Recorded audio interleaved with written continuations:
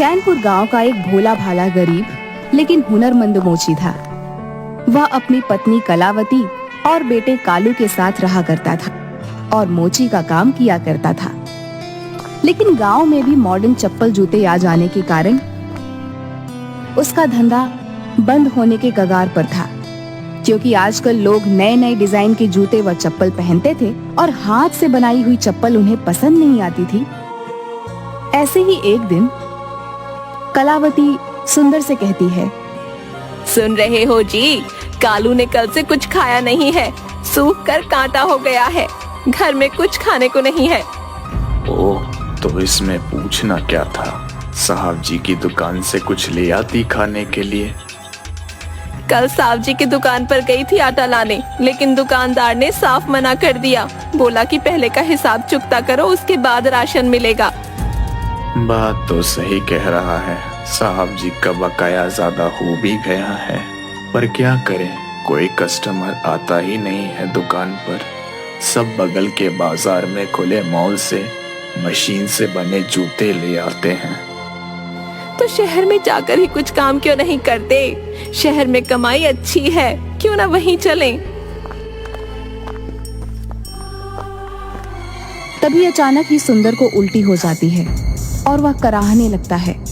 बाबूजी, क्या हुआ आपको? ठीक तो है ना आप? कुछ खाने को दे दो, बहुत जोर से भूख लगी है, अब नहीं बचूंगा, मर जाऊंगा मैं। कलावती, बाहर से कुछ घास ला कर ही दे दो, नमक छिड़क कर उसे चिबाऊंगा तो भूख तो कम होगा ना। ये आप कैसी बात कर रहे हो? कैसे दे दूं जी? पूरे घास पर तो बकरी और कुत्ते का मलमूत्र है, और आप कह रहे हो वो घास मैं आपको दे दूं खाने को? कोई बात नहीं, उसे धोकर ही दे दो, नहीं तो यह भूख मेरी जान लेकर ही जाएगी। पर 2 दिन से आप वही चबा कर खा रहे हैं, अभी इसी कारण आपको उल्टी हुई है। उल्टी में सारा घास ही निकला है। हे भगवान, हमारी मदद करो। कालू, अब मैं नहीं बचूंगा, तुम्हारे हाथ में जो बैगन है वही ही दे दो, खा लेता हूँ। बापूजी, ये बैगन नहीं, जूते लाला ने बनवाए थे, लेकिन अब बोल रहा है कि उनके दामाद ने विलायक से रीबॉक के जूते भेजे, इसलिए वो जूते नहीं लेगा अब। कालू, मुझे कुछ नहीं दिख रहा है, मेरा पेट मरोड़ रहा है, अब मैं नहीं बचूंगा। कालू बेटे, शहर चले जाना, नहीं तो सब भूख से मेरी तरह मर जाओगे। इसके बाद सुंदर को एक खून की उल्टी होती है और वह वहीं पर दम तोड़ देता है। कलावती दहाड़ मारकर रोने लगती है, जमीन पर अपने हाथों को पटक पटक कर चूड़ियां तोड़ देती है। उसके कानों में अब भी बाबूजी के अंतिम शब्द सुनाई दे रहे थे। कालू बेटे, शहर चले जाना, नहीं तो सब भूख से मेरी तरह मर जाओगे। कालू पेड़ों की सूखी हुई पत्तियों और टहनियों को इकट्ठा कर किसी तरह सुंदर मोची का अंतिम संस्कार करता है और 13वें दिन 5 ब्राह्मण को खाना खिलाता है और अपनी माँ से कहता है, चलो माँ, अब हम शहर चल रहे हैं, वहीं रहेंगे। अगले दिन अपने घर, खेत, खलिहान को बेचकर वह शहर चला जाता है। यहाँ एक रूम किराए पर लेकर रहने लगता है। वहीं बगल के रूम में रहने वाला अय्यर नारियल पानी बेचता है और दूसरे रूम में चनाचूर बेचने वाला झबरू बंगाली रहता है। एक दिन, ओ दादा, अरे कहाँ से हो? जब से आए हो गुमशुदा बन चुपचाप बैठे रहते हो, कोई काम धंधा ढूंढे या नहीं? कहो तो मैं लगा दूं काम। भैया, मैं बिहार से हूँ, जहाँ भी जाते हैं यहाँ एक्सपीरियंस मांगता है। मेरे पास तो चमड़ी का चप्पल, जूता ऐसे बनाने का एक्सपीरियंस है, इस वजह से मुझे कोई काम नहीं दे रहा है और अब समझ नहीं आ रहा कि क्या करूँ, कैसे गुजारा होगा इस शहर में। हैं? मेरा नाम है अय्यर पानी वाला। जूता ही बनाओ तुम, सफेद हो या काला। ये मॉल सब में जल्दी लगेगा ताला, क्योंकि हो रहा है गड़बड़ छाला। कैसे करूं स्टार्टर भाया, कोई नहीं दे रहा लोन, बैंक हो या लाला। कोई नहीं भाया, लोन देगा तुम्हें अय्यर पानी वाला, एडवर्टाइजिंग करेगा झबरू चनाचूरा वाला। भाया मैं खूब मेहनत करूंगा और ईमानदारी से काम करूंगा। जल्दी ही तुम लोगों का पैसा लौटाने को कोशिश करूंगा। ओ दादा, ईमानदारी की बीमारी को बंद करो ताड़ाताड़ी। जैसे पैसेंजर वैसे चलाओ गाड़ी, तभी चमकेगा बिजनेस तुम्हारी। झबरू बंगाली और अय्यर नारियल पानी वाले से लोन लेकर कालू मोची एक छोटा सा दुकान सुंदर शू स्टोर खोल देता है। उसके जूते सुंदर और टिकाऊ होते हैं। जल्द ही वह शहर के कस्टमर्स के टेस्ट और डिमांड को पहचान जाता है और उन्हें पसंद आए ऐसे जूते बनाने लगता है। अय्यर नारियल पानी वाला और झबरू चनाचूर वाला बिजनेस बढ़ाने में उसकी मदद करते हैं। आ जाए, अपने साइज के जूते ले जाए। सुंदर सैडोल और सस्ता, झटपट नाप दे जो रास्ता। भाई मेरे साइज के जूते यहाँ मिलेंगे क्या? मुझे भी जूते बनवाने हैं। मोटे पतले हो या पहलवान, या हो कहीं के वो सुल्तान, सबके लिए यहाँ जूता है श्रीमान। जाओ जाओ अंदर जाओ, सब है हमारे पास। आइए पहलवान जी, आप लोगों की मजबूती को ध्यान में रखकर मैंने इस जूते में गेंडे का चमड़ा यूज किया है। ये देखिए, बिल्कुल आपके लिए ही बना है ये जूता। अच्छा, जूता नहीं फटेगा इसका कोई गारंटी मिलेगा क्या? मेरे जूते हर 5 महीने में फट जाते हैं। मैं इस बात से बहुत परेशान हूँ। कितना ही महंगा जूता ले लूं, कोई भी नहीं टिकता है। तुम्हारे जूते की क्या गारंटी है? कुछ महंगा पड़ेगा, लेकिन 1 साल की गारंटी मिलेगी। इस बीच अगर जूता फट गया तो दूसरा मिलेगा। कोई बात नहीं, मुझे बस जूते अच्छे चाहिए। पैसे की कोई दिक्कत नहीं है। बताओ कितने लगेंगे? जी 22,000 के एक, लेकिन आप नेशनल लेवल के पहलवान हैं, इसलिए 15,000 दे दीजिए। ठीक है जी, जूते पैक कर दो। बस अभी पैक कर देते हैं जी, अगली बार जरूर आइएगा।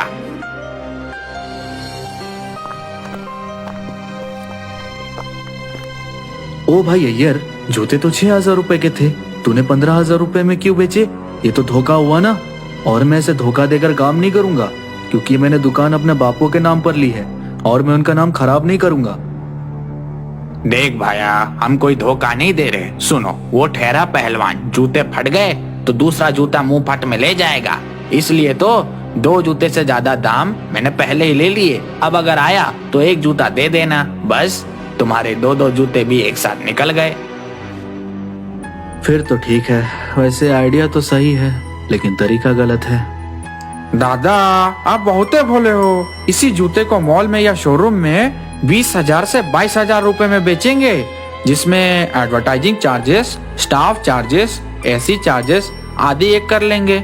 आप दादा बढ़िया और मजबूत टिकाऊ सामान दे रहे हो, इतना पैसा तो लेना ही चाहिए। अरे सर, इसमें कोई चीटिंग नहीं है सर, इसे सेल्स स्किल्स कहते हैं। बड़े बड़े ब्रांड भी 200 रुपए के सामान को 2,000 रुपए में बेचते हैं। बड़े बड़े सेलिब्रिटी से ऐड करवाते हैं और पैसे हमसे दिलवाते हैं। ऐसे ही धंधा किया जाता है। अभी तुम इस शहर में नए हो, धीरे धीरे सब सीख जाओगे। भाई तुम लोगों का बात तो हमारे पल्ले नहीं पड़ रही है, लेकिन अपना बुद्धि लगाकर तो बाप खो चुका हूँ। अब देखते हैं तुम लोगों का तरीका से क्या होवत है। आओ भैया आओ, दीदी बाबू आओ, अपने बच्चे के लिए सुंदर जूता ले जाओ। आपको लगेगा कम दाम, बच्चे को मिलेगा आराम। मैडम खड़ी है दूर, बच्चे के लिए फ्री है चनाचूर।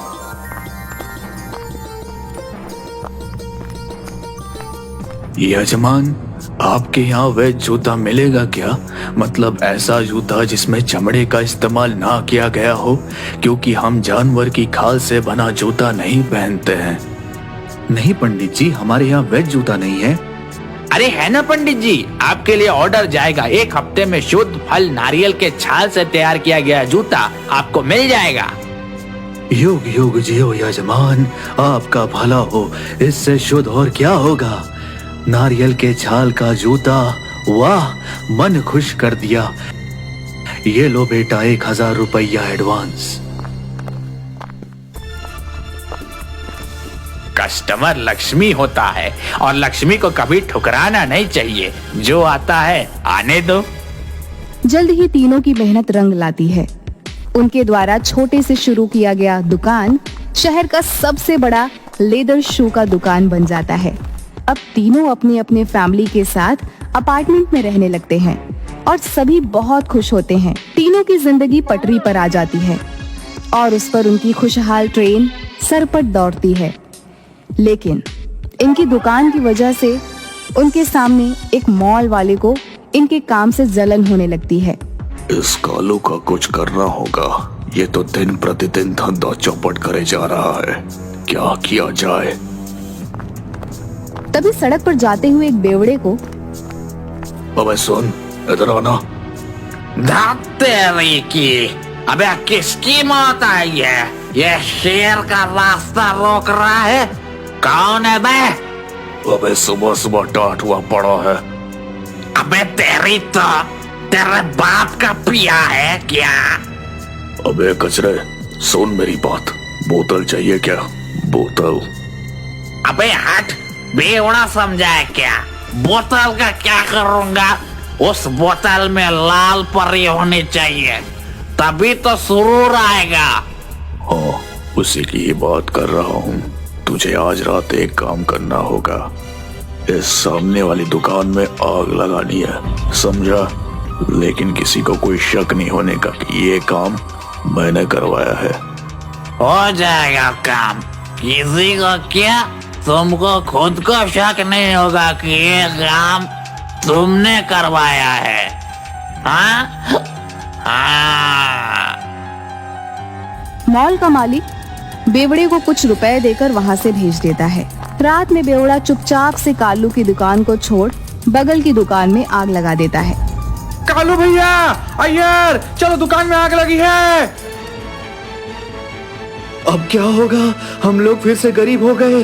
बहुत मेहनत से अमीर हुए थे। शायद भगवान हमको गरीबी में ही देखना चाहता है। अब क्या होगा? हे भगवान। कालू भैया, तुम्हारी नहीं हमारी दुकान पर आग लगी है। तुम मेरी मदद करो। जबरू, तो फायर ब्रिगेड को फोन कर। तब तक मैं अपने नारियल पानी से आग पर काबू करता हूँ। हेलो, फायर ब्रिगेड स्टेशन से बोल रहे हैं? दादा सोए क्यों हो? जल्दी जाग, हमारी दुकान में लगी है आग। उड़ी बाबा, तड़ी तड़ा वहां से भाग, जल्दी आओ, आग बुझाओ। जबरू, इधर उधर से बाल्टी लेकर आ, यहाँ आग की लपटें ज्यादा उठ रही हैं। जल्दी से पानी लाओ। ये लो बाल्टी, मैं पानी लेकर आता हूँ।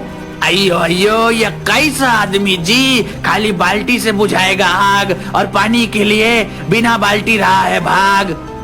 यजमान, पंडित जी गंगा जल बचा कर रखिए, कल पूजा में काम आएगा। आज गिरे हैं, कल उठकर फिर दौड़ेंगे। बस ऐसे ही तुम्हारी दोस्ती चाहिए। अब हम सब ठीक कर देंगे। हटो हटो, फायर ब्रिगेड आ गया है। तीनों की सूझबूझ और लगन से जल्द ही आग पर काबू पा लिया जाता है। अरे अब क्या होगा बाबा? सारी दुकान खाक हो गई। तुम दोनों चिंता मत करो, मेरे बुरे वक्त में तुम दोनों ने ही सहारा दिया था।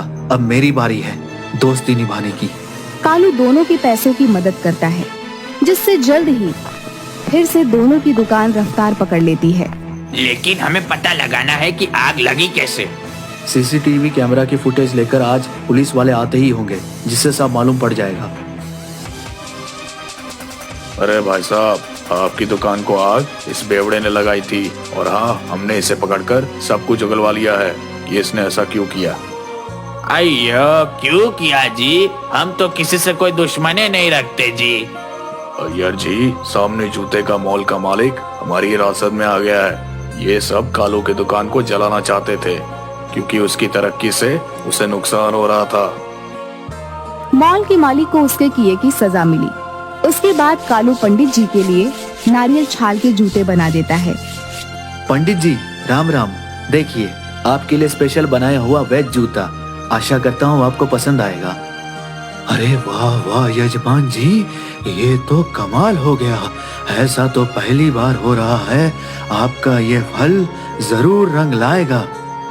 जूते पंडित जी को बहुत पसंद आते हैं।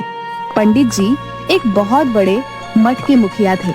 उन्हें इस तरह के जूते पहने देख बहुत से लोगों ने वैसे ही जूते पहनने चाहे। उस उसके बाद पंडित जी ने कालू को ऐसी ही और जूते बनाने का बहुत बड़ा ऑर्डर दिया। उसके बाद कालू की दुकान एक ब्रांड बन जाता है। अयो कमाल हो गया जी, आखिरकार कालू की मेहनत रंग लाई। अरे भाइयों, ये मेरे अकेले की नहीं, हम सब की मेहनत का नतीजा है। आप सबका बहुत बहुत धन्यवाद। कालू के नारियल की छाल के बने जूते सब जगह प्रसिद्ध हो गए और देखते ही देखते उनका व्यापार आसमान छूने लगा।